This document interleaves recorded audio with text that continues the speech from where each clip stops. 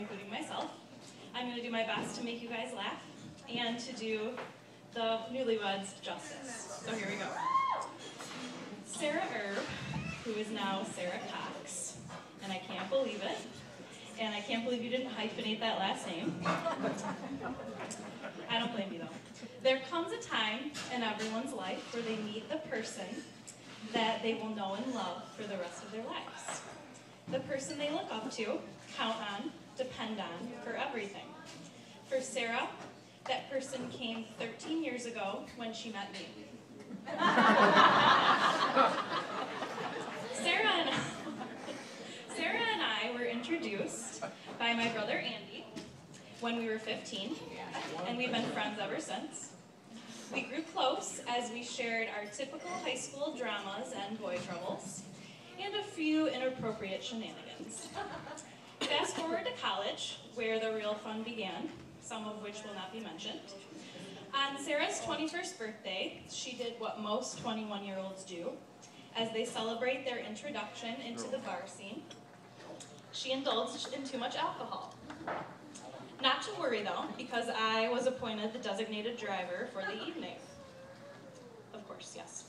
This was my first time driving Sarah to the house she had just moved into, so I didn't know the way to get there, and I was counting on her to provide me with directions. Now, the minute she fell into my car, she went into a deep sleep. So not knowing the way to her house, I poked her and I prodded her. I yelled in her ear. I called several friends to ask for directions. None of it worked. This was before iPhones. I drove around for over 2 hours, directed only by her incoherent mumblings, telling me, just go that way. Finally, I gave up and drove her back to my house to spend the night. I successfully got her up the stairs and into the bathroom. After leaving her alone for a few minutes, I thought it best to come check on her. And I found her brushing her teeth with lotion. Yep. Several other interesting nights followed, including celebrating many New Year's Eves together and visiting each other at Western and Ferris with Costco-sized bottles of Jack Daniels.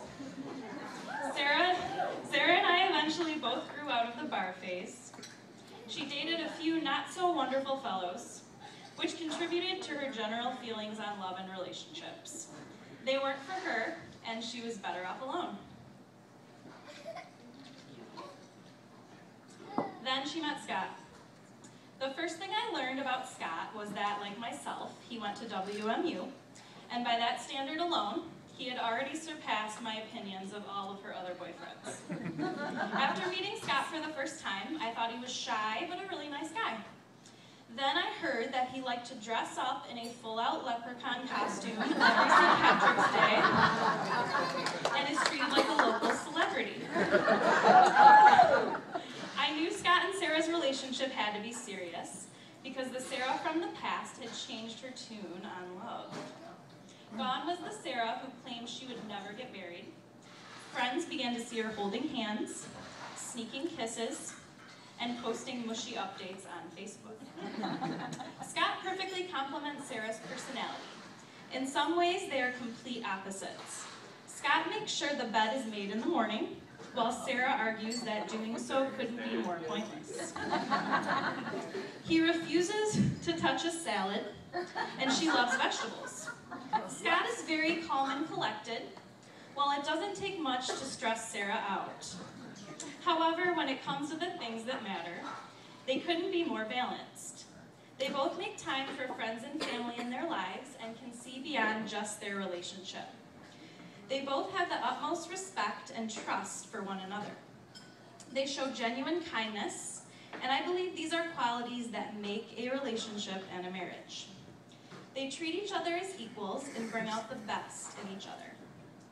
Most importantly, Scott won the heart of a girl who didn't believe she had a heart to be won. Thanks are in order to Scott and Sarah's families for putting on this wonderful event. I also want to thank all the guests for coming, especially my family and friends who have been very supportive. Thank you also to Sarah for bestowing the honor upon me to give this speech and stand up here in front of you all. I'm going to end with an excerpt from one of Sarah's favorite quotes, so if we could please all raise your glasses. Here's to the men we love, and here's to the men who love us. Cheers, congratulations.